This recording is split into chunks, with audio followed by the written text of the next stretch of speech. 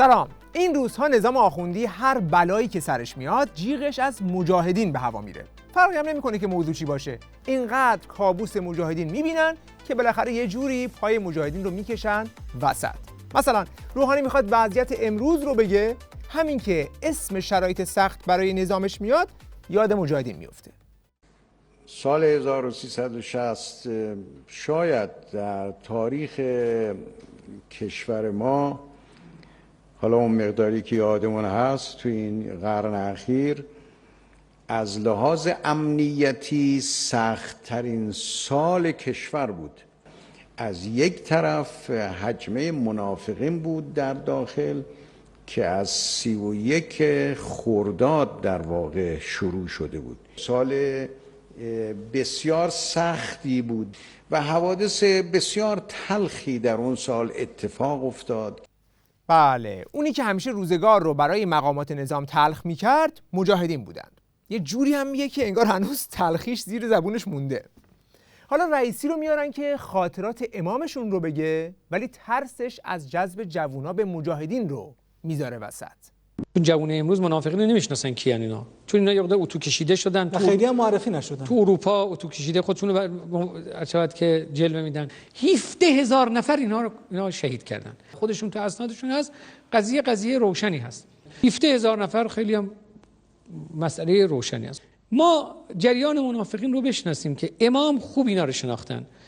خب اینا رو نباید بهشون مجال داد. امام تا زمانی که به قول خودشون کوچکترین احتمالی میدادن که اینا بازگشت کنن و اینها بیان به دامن ملت، نسبت به اینها در واقع لطف داشتند.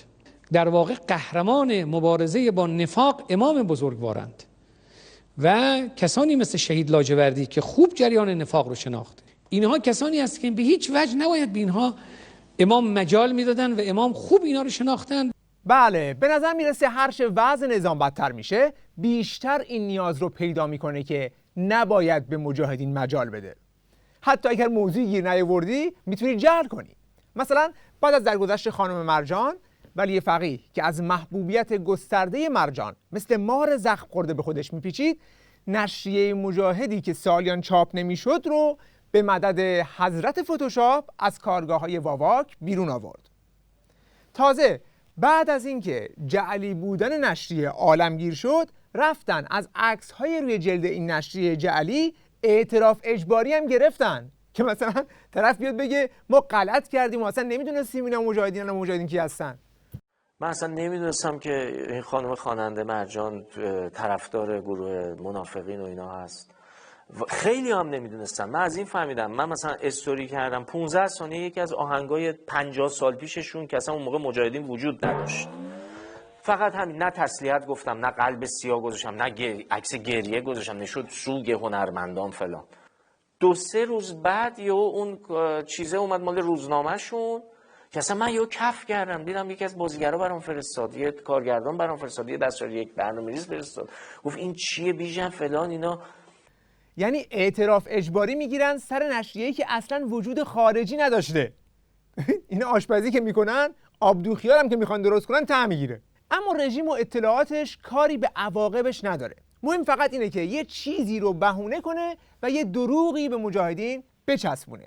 یه چیزی از این ور بردار، یه چیزی از اون ور بردار، تلپ پرت کن سمت مجاهدین. یه نمونه فرنگیش ایرج اسقاطیه که در خدمات رسانی به نظام آخوندی تا اونجا پیش رفته که حتی در سایت‌های اطلاعات سپاه هم رو شده که در ازای دریافت پول از وزارتخونه آخوند علوی اوامر اونها رو پیش میبره. به طور مثال بعد از اینکه واشنگتن پست مقاله‌ای در یادبود خانم مرجان چاپ کرد، این مأمور فکلی نظام اومد که روی سوزش خامنه‌ای از چاپ این مقاله شیلنگ آب بگیره. فکر کنید یه پول دادن به واشنگتن پست، یه آگهی بزرگ دادن تو صفحه آگهی‌های ترحیم. واشنگتن پست برید بالاش نگاه کنید، یه دونه صفحه داره برای آگهی ترحیم، بالاش هم می‌نویسه این آگهی ترحیمه. یک صفحه پول دادن با عکس مرجان، بعد نوشته خواننده ایرانی که تبدیل شده است به سمبل شورش، سمبل شورشیان در سن 71 سالگی درگذشت. اینو ترجمه میکنن به هوادارای ابله و به اون اعضای در غار مونده، میگن نگاه کن مرجان رو ببین به چه درجه‌ای رسیده. واشنگتن پست راجبش اینو نوشته. نمیدونه رفته خودش پول داده، پول هنگفت داده، آگهی ترحیمه، بالاش نوشته آگهی ترحیمه. خب حالا ببینید که این آقای توهم از کجا در آورده که این مقاله نبود و آگهی ترحیم بوده. اگر به واشنگتن پست مراجعه کنید میبینید که بالای صفحه نوشته است obituaries که به معنای آگهی ترحیم است. باز از هول حلیم افتاد تو دیگ. یعنی طرف در حد کوسه یک هم سواد رسانه نداره. ببین اینجا موضوع واشنگتن پست یکی از 3 روزنامه اصلی آمریکاست. کیهان شریعت مدار و خبرگزاری تسلیم پاستور سلیمانی ترکیده نیست. اوبیچوری یک بخش از همه رسانه‌های معتبر جهانه که در اون خبر درگذشت یا بیوگرافی اشخاص برجسته رو چاپ می‌کنن.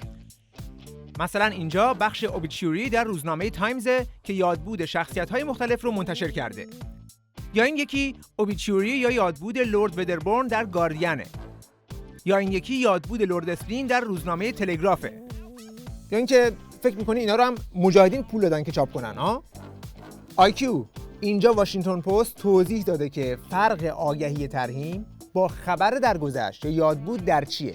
نوشته آگهی ترحیم یا اطلاع فوت در ازای پرداخت پول توسط تقاضا دهندگان انجام میشه.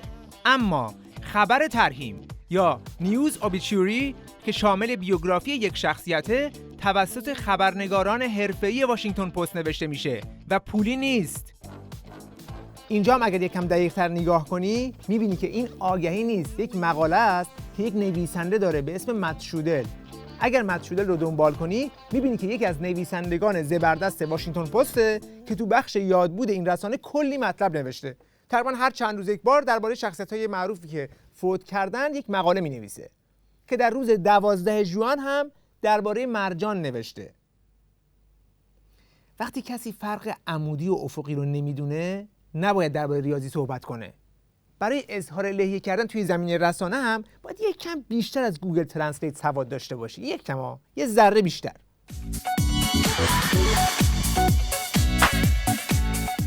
اما ایرج اسقاطی به همینجا بسنده نکرد و در ادامه جفنگیات عظماپسندش راجع به رابطه مرجان با مجاهدین یک دفعه به یک کشف خیلی بزرگ رسیده.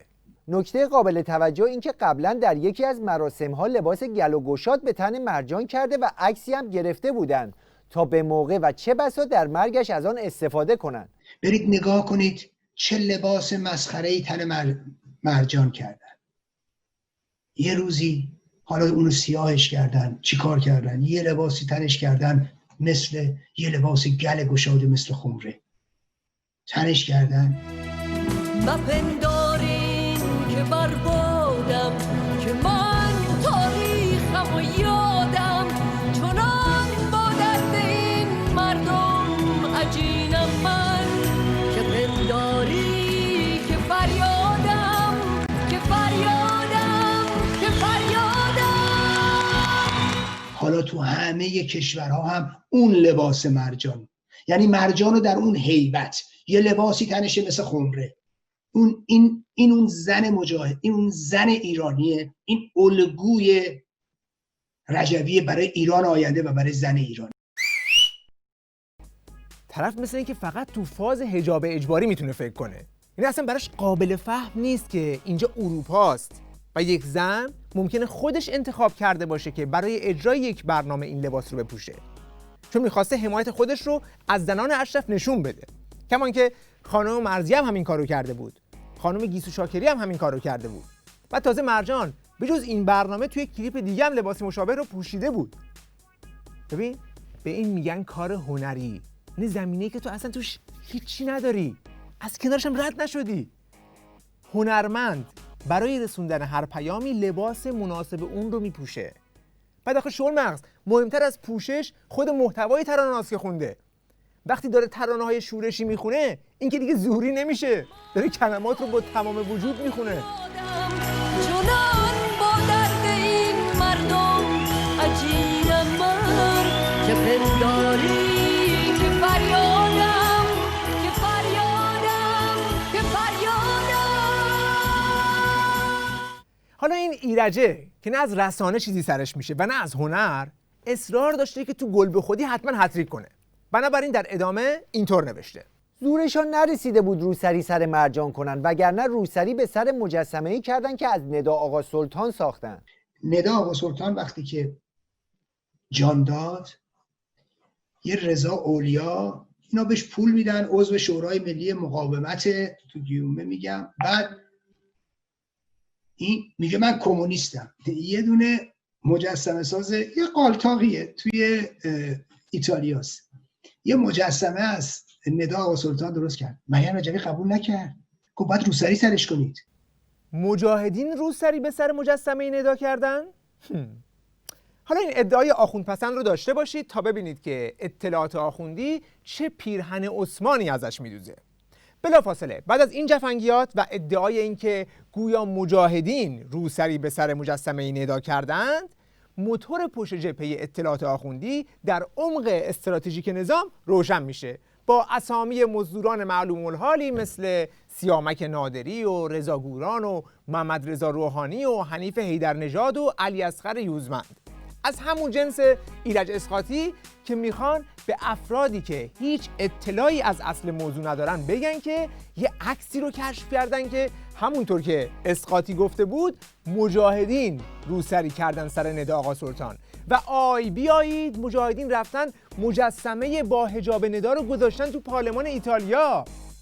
بعدش هم یه شاپرک خانومی پیدا شد که مثلا اتفاقی این عکس رو دیده و براش رشتو زد که آی ددم وای بیایید که مجاهدین بر سر سمبل آزادی هم حجاب اجباری کشیدن و ملت بترسید که بعد از این رژیم مجاهدین نیان، پس بشتابید که این روسری رو باید از سر ندا آقا سلطان برداشت.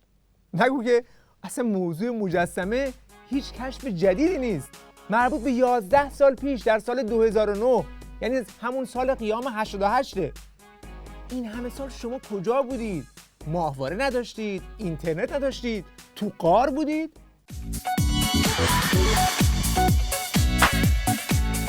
حالا اینکه برداشتن حجاب از سر مجسمه‌ای که 11 سال پیش به رئیس پارلمان ایتالیا هدیه شده دقیقاً چه مشکلی رو از مردم ایران قراره حل بکنه روشن نیست. یعنی دلار 20,000 تومان، مرغ 20,000 تومان، گرونی، بیکاری، کرونا همه به کنار، آی خلایق بیایید که مجسمه ندا توی پارلمان ایتالیا حجاب سرش داره.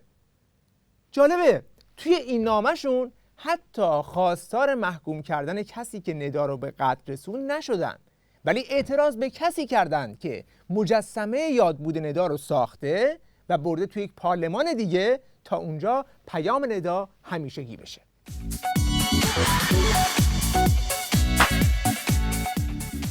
حالا قضیه چیه؟ آقای رضا اولیا عضو شورای ملی مقاومت در سال 88 که همه هنرمندان با هنر خودشون از قیام مردم ایران حمایت می‌کردند، سریع دست به کار شد و همون سال مجسمه ندا رو بر اساس عکسی که خانواده ندا به عنوان عکس رسمی ندا منتشر کرده بودند ساخت. عکس پرسنلی ندا رو که مجاهدین نداشتن که منتشر کنن که. این عکس اون زمان همه جا به طور خاص در مزار ندا، در اغلب مراسم یادبود ندا استفاده میشد. بارها توسط رسانه‌های معتبر جهان هم به عنوان عکس ندا منتشر شده بود، مثل لس آنجلس تایمز یا اینجا تو تایمز لندن. در واقع ندا با این عکس بیشتر شناخته میشد و در سالگردهاش هم همیشه همین عکس رو استفاده میکردن، مثل نیویورک تایمز به تاریخ 9 ژوئن 2010 یا خبرگزاری رویتر 23 ژوئن 2010 یا شیکاگو تریبون و بسیاری رسانه‌های دیگه.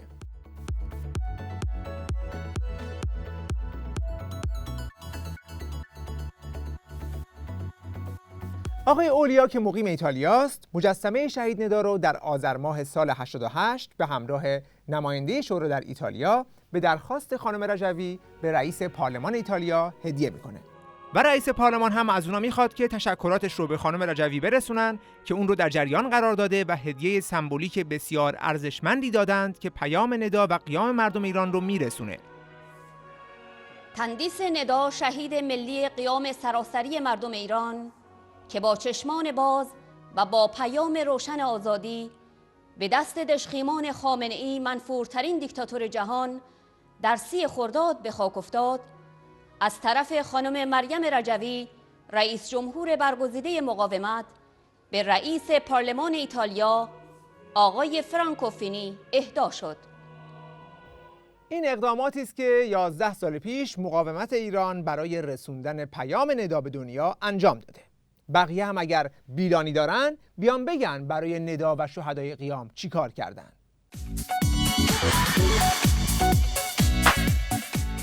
اینم بگیم که آقای اولیا از شهید ندا مجسمه دیگه هم ساخته که از روی تصویر بدون حجاب این شهیده. به جز آقای اولیا یک خانم مجسمه ساز آمریکایی هم به نام پاول اسلیتر در همون زمان مجسمه ندا رو هم با حجاب و هم بدون حجاب درست کرد و در یک گفتگوی تلویزیونی با خانم مرجان یکی از مجسمه‌های بدون حجاب ندا رو به زنان اشرفی تقدیم کرد. And I wanted to give a gift to the women, the people of Ashraf City. And it's a portrait of Neda. Take this out. Oh, thank you. And I want to give this to you to give to the people of Ashraf City.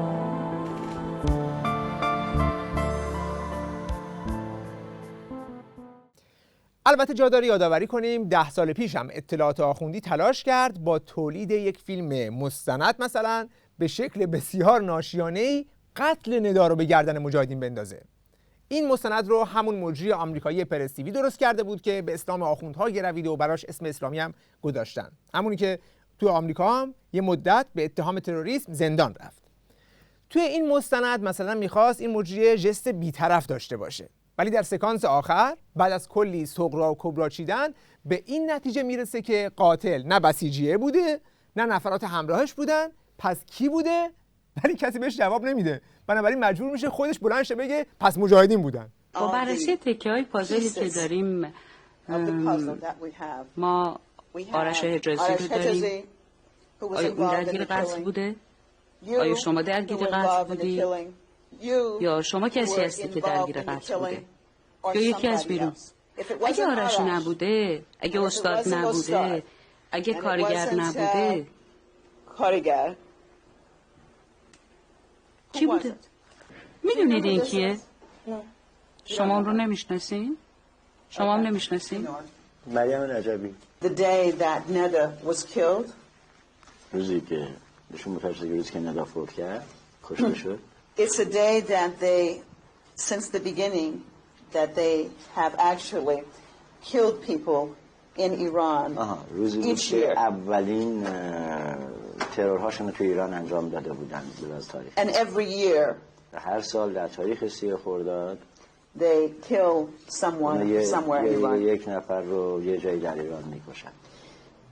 Do you think that it's possible that they were involved in this? از من میپرسن که تو فکر میکنی که میتونه کار منافقین یا همون MKO چون نشون میگه مجاهدین خلق باشه؟ میگم بله میشه. بله، با این صحنه میخواستن ثابت کنن که مجاهدین ندا رو به قتل رسوندن که خلاصه نگرفت. حالا بعد از 11 سال یه مأمور رو فرستادن که بگه مجاهدین حجاب اجباری به سر ندا کردن. زورشان نرسیده بود روسری سر مرجان کنن، وگرنه روسری به سر مجسمه‌ای کردن که از ندا آقا سلطان ساختن. ندا آقا سلطان وقتی که جان داد، یه رضا اولیا اینا بهش پول میدن، عضو شورای ملی مقاومت تو گیومه میگم، بعد این میگه من کمونیستم. یه دونه مجسمه ساز یه قالتاقیه توی ایتالیاست، یه مجسمه از ندا آقا سلطان درست کرد. مریم رجوی قبول نکرد، گفت باید روسری سرش کنید. ببینید کابوس مجاهدین چه جنونی به این نظام انداخته که تلاش میکنه هر پشه‌ای رو علیه مجاهدین نقل کنه، ولی هیچ کدوم از اینها نمیتونه سرنوشت این نظام رو به سقوط رو تغییر بده. وقتتون بخیر و خدا نگهدار.